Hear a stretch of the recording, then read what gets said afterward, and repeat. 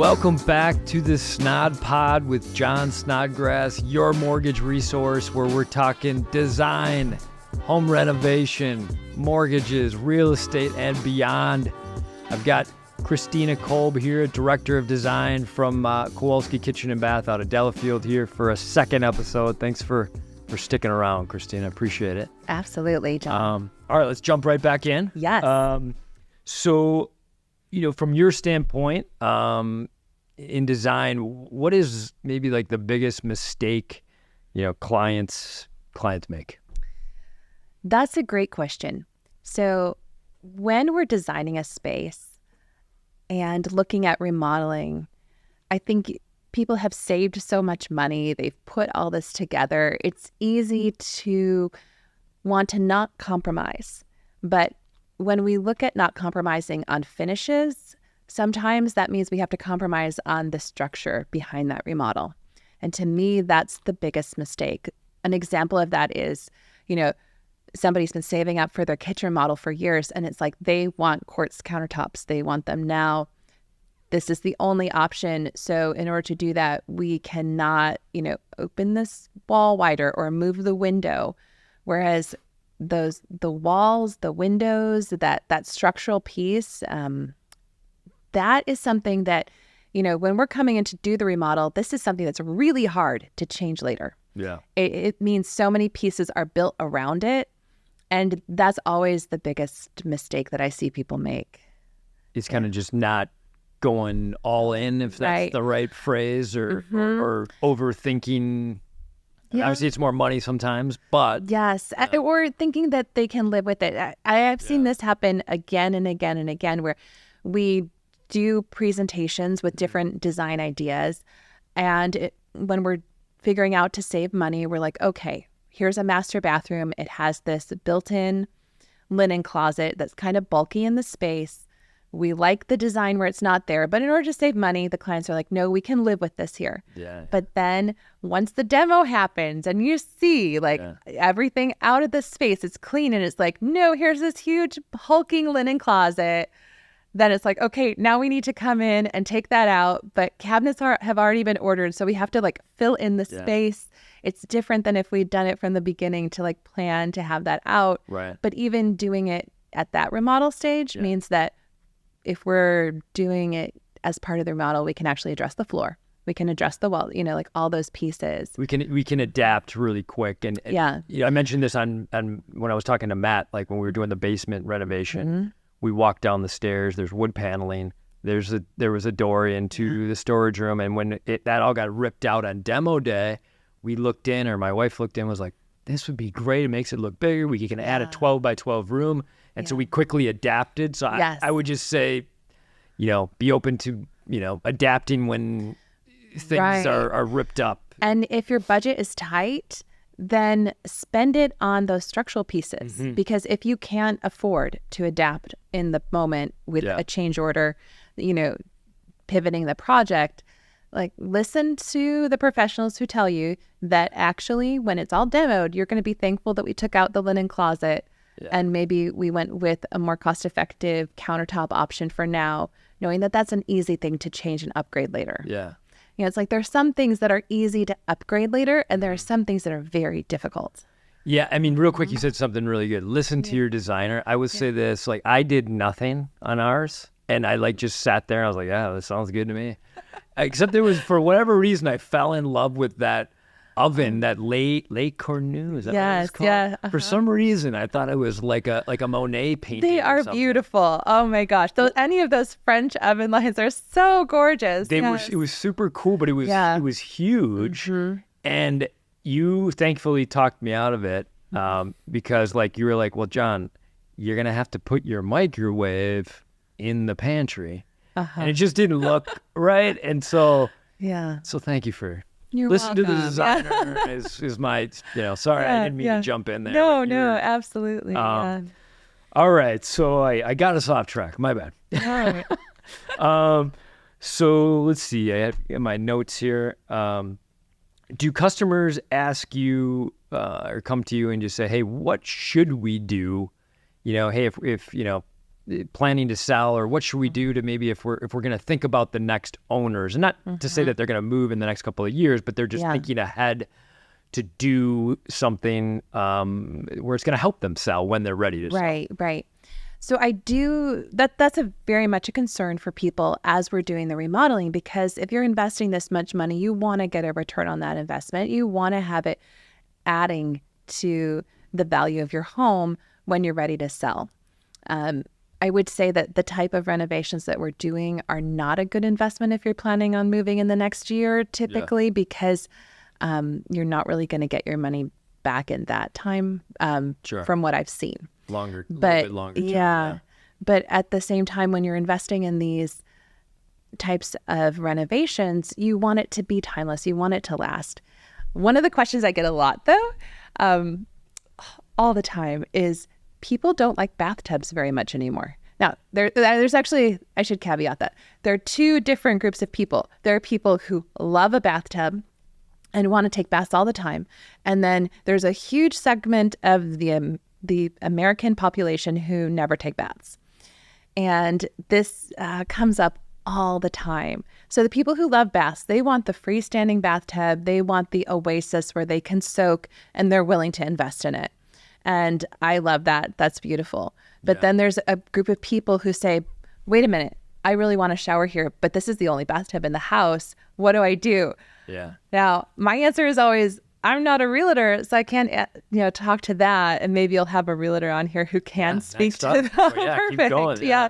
But what I tell people is that everyone that I talk to is saying they don't use this bathtub. They want it out. I've even had clients who have young toddlers who are taking out the only bathtub in the house, and they're like, we're just going to shower them because we want a nice shower. Sure. And that really seems to be where the culture of the United States is heading. It's like people want nice showers more than bathtubs. So that's been an interesting one for me.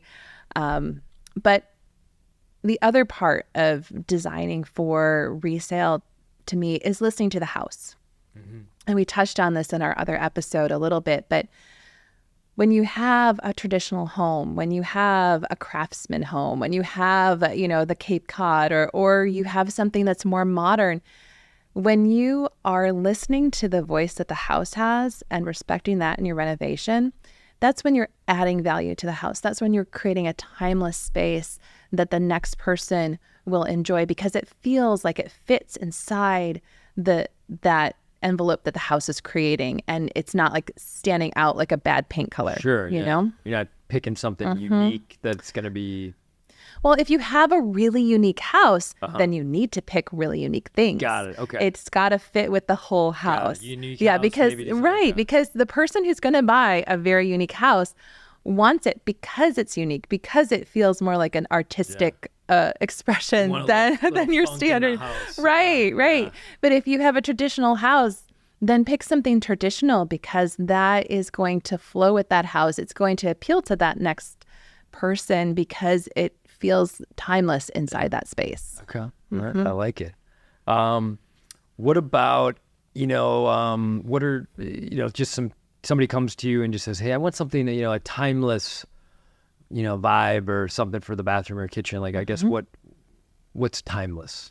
Yeah. And so that's a little bit what we were talking about just now. Okay. It's always, what is the house saying? Got it. So I love that there are so many. We live in Milwaukee, Wauwatosa. There's a lot of very classic houses. And even in Brookfield, houses are built with very traditional lines and details. So it's easy to bring in those traditional looks. The tricky part is bringing them in a way that feels updated and modern. Okay. And so with that, it's looking at the lines of the tile. It's looking at the lines of the vanity and really celebrating what's happening now, but what also was happening 100 years ago. Sure. In that space. But then when you're listening to the voice of the house and looking for something that's timeless, one of my favorite things that we've done lately has been we've had a couple of log homes. All right. And when you hear log home, Wisconsin, you're thinking, okay, we're going full on lodge.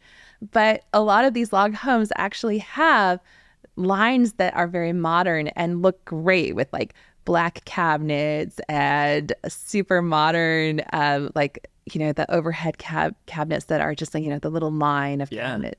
And it celebrates the wood in a way that feels very timeless. Yeah. So bringing in a lot of this modernity into a log cabin, it's like both the juxtaposition, but also it adds a timelessness to the log cabin vibes that is really fun. That sounds really cool. Yeah. Wow, nice.